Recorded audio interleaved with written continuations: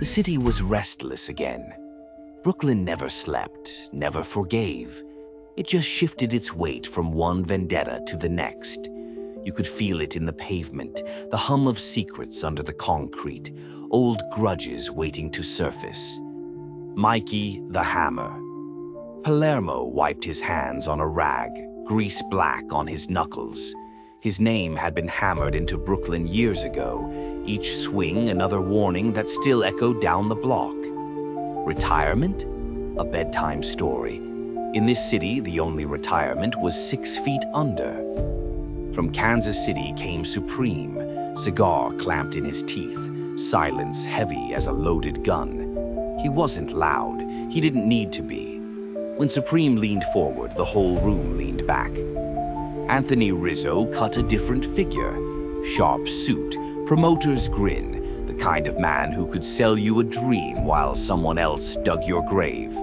With Brady, K. Fam Keller in his corner, spitting verses sharp enough to slice open truths. Rizzo moved between nightclubs and back rooms like he owned both. But bridges like his, they burned quick. And then there was Christian Zintelli. Kansas City sent him too, but he wasn't just another wise guy. They called him the devil in silk, smooth, charming, and dangerous in ways you didn't see until the door was locked and the smile dropped. He played the long game, building leverage brick by brick, blackmail and blood woven into his cuffs. People swore they saw death follow him into a room. Some said he was born cruel, others said he was born unlucky. But everybody agreed. Once Zintelli had you, you didn't wriggle free. At La Tavola Nera, Bambi Palermo lit her cigarette, storm in her eyes. She wasn't just Frankie's daughter, Nick's sister, Goku's goddaughter. She was her own weather system now. Kiss or cut, you never knew till it was too late. Nick Palermo leaned nearby, grin crooked, cigar spinning between his fingers. To Nick, family was scripture, loyalty the only prayer. He never hurried, never shouted. He smiled, and the smart ones knew that smile was the last thing you'd ever see. David Lopez, the Fed with 1 foot on the badge and 1 foot in the dirt, walked the line so thin it could slit a throat. Nobody knew where his loyalty lived, maybe not even him. Caden Winters was the other side of that coin, cold as January, 3-piece suits cut sharper than a blade. They called him the Icebox. He was married to Emily Palermo, tied by blood to the family he swore to bury. That kind of tension didn't stay quiet forever. Emily Palermo Winters walked that tightrope daily. Bambi's sister, Nick's blood, Goku's kin in spirit. Married to the Fed, hunting her own, torn in ways only she could understand. She wanted peace, but peace don't grow in Brooklyn soil. And at the head of it all, Goku D'Angelo. Cigar smoke curling, scotch in hand, silence pressing down on everyone like judgment. He didn't need to say a word. The weight of him was enough. Brooklyn's heartbeat was pounding again, but this time it wasn't business as usual. The wheel wasn't turning. It was breaking loose, crashing downhill, dragging everyone with it. Mikey's hammer, Supreme's menace, Rizzo's silver tongue, Zintelli's silk and shadows, Bambi's storm, Nick's grin, Lopez's double life, Winter's ice, Emily's torn heart, and Goku's silence. Brooklyn Bloodlines, Season 2, same family, more blood, double the betrayal. Coming soon, to a back room near you. Bambi's Twisted Tales, Tarzan, the savage truth unveiled. The jungle don't lie. It chews ya up, spits ya out, and don't care about no fairy tale endings. And in the deepest parts of Africa, past the vines and the snakes, thick as sewer pipes, was a truth the books never told. Tarzan wasn't no pretty boy hero swinging around in a loincloth, saving the damsel. Forget that nonsense. He was born in blood, baptized in screams, raised by beasts that should have ripped him to shreds. The beginning in blood. Tarzan's ma and pa, British snobs thinking they could civilize the jungle, got shipwrecked. They thought they could survive with books, maps, and a damn tea set. Yeah, right. Within weeks, the jungle gave 'em a reality check. Fever took the ma.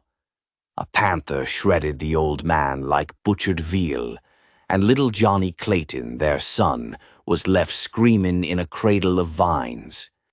But the apes heard that cry. Not kind apes. Nah, monsters with fangs like daggers. They should have snapped his neck and used his bones for toothpicks. Instead, one grieving mother ape, whose baby had just been smashed on the rocks, took him in. Out of rage, out of grief, out of madness. That was Tarzan's family. Raised by the savage. Forget manners, forget morals. Tarzan grew on a diet of raw flesh, rotted fruit, and the kind of violence you only see in backroom mob hits. He learned to fight before he could speak. His lullabies? The howls of predators eating each other alive. When he was 12, the truth hit him. He wasn't one of them. The apes turned on him in a frenzy, jealous of his human cunning. He slaughtered his own brother ape with a sharpened bone to survive. His hands were sticky with blood, and that was the moment he became king, not of the jungle, but of the damned. The arrival of Jane. Then came Jane, and here's where the fairy tale really got bent. She didn't stumble in wide-eyed looking for love. She was dragged in by mercenaries, looking to strip the land for ivory, gold, and whatever else they could bleed out of the jungle. Tarzan saw her, sure, beautiful, foreign, soft. But Jane wasn't no innocent. She was part of the operation. She smiled at him, whispered sweet, but behind her back she loaded rifles for the men gutting his home. The Disney flick left that out, huh? When Tarzan found out the truth, he snapped. One by one, he gutted Jane's crew like hogs in a slaughterhouse. He hung their bodies upside down in the trees, blood dripping onto the leaves like morning dew. The jungle went quiet, like even the beasts knew not to fuck with him that night. The horror of love. Jane thought she could tame him. She stayed, seduced by his strength, his wildness. But you can't tame what's born in blood. One night, when she betrayed him again, radioing for rescue behind his back, he caught her. And the jungle heard her screams as he dragged her into the darkness. Some say he left her bones in a cave, others that he kept her as a ghostly bride, rotting but never released. Either way, Jane didn't go home. And Tarzan? He stayed, forever king of a kingdom made of rot, death, and silence. Moral of the story. Don't believe every fairy tale they sell ya. Heroes don't come clean. Love don't save monsters. And if you play games with savages, whether in the jungle or the streets, you best be ready to bleed. And remember, Paisan, this ain't just a bedtime story. This is Bambi's Twisted Tales. If you liked this dark little jungle nightmare, smash that like, hit subscribe, and ring the bell. 'Cause next time the story gets even darker.